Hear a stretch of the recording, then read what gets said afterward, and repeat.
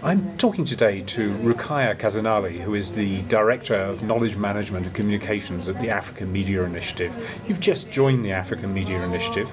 First, what's your job entail, and secondly, what is the African Media Initiative? Well, knowledge management and communication actually speaks to the whole issue around data production and data management, because we realize that today we live in this vast amount of information and data, but what's important is the premium dimension to it, how people are going to actually use that data in a meaningful, relevant way so that they can actually make an informed decision. So we at AMI, which is the African Media Initiative, which regroups 54 countries and tries and provide this sort of platform, network of ideas, of conversation, of partnership between the private media, the public media, and the funders to try and provide, interesting, innovative ideas. So the idea of knowledge management is fundamental in terms of creating that platform of knowledge that can actually sort of kickstart new types of partnership in trying to sort of create that new sort of critical mass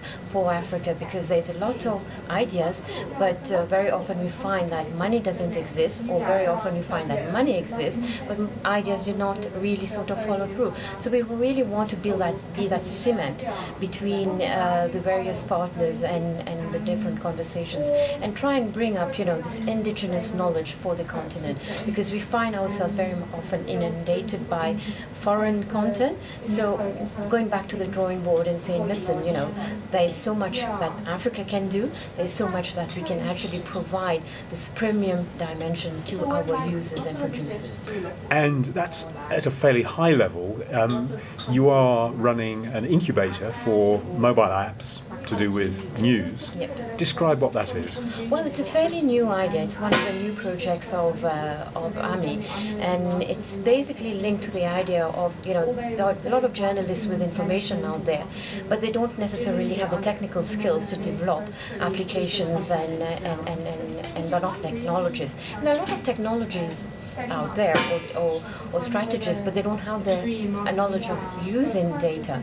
So we're bringing those two groups of people together, and we're trying to through our incubator to provide that sort of very important space, physical space for ideas, space for access to finance, to be able to sort of get them to actually sort of fine-tune and, more importantly, scale their ideas, because very often an idea can remain a brilliant idea at the level of paper, but we want to actually allow them to actually use the market. And there's been so many brilliant ideas coming from the continent. For example, the M-Pesa, which is now, a worldwide sort of understood African-based technology. So is the incubator a physical incubator, or is it a virtual network? Well, it's a physical incubator that's going to be housed at AMI, but it's going to use a lot of virtual sort of platforms, because we actually see the incubator has been that sort of centrifugal force where various projects of AMI will actually feed into that.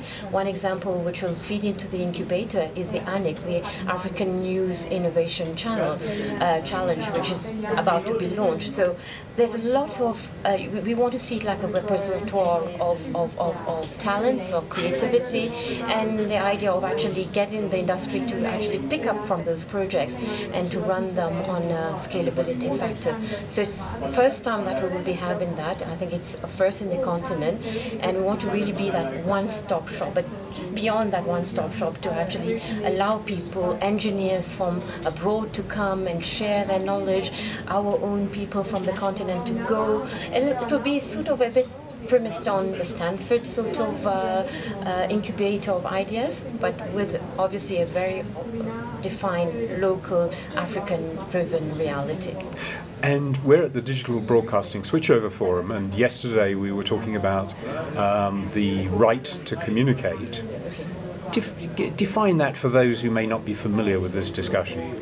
Well, I think that we have entered into a rights-based approach nowadays. Very often we talked about the first generation rights, but now we are increasingly talking about the right of people to be informed, to communicate, because I think it also speaks very much to development and to democracy, and democracy consolidation is a very important issue on the continent. So I think when people have the right information, they can also sort of communicate between themselves, whether it's through crowdsourcing or whether it's aggregating information, syndicating information.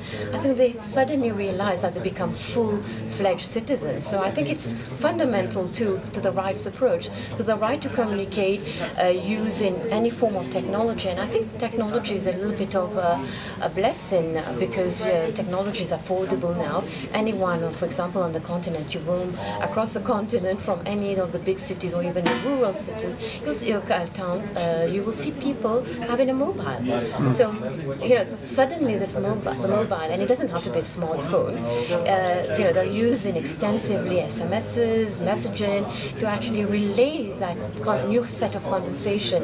I think it's a new republic of idea that is starting to happen, and Africa will not be left on the sidelines. Roukaya, thanks for talking to me today. Thank you so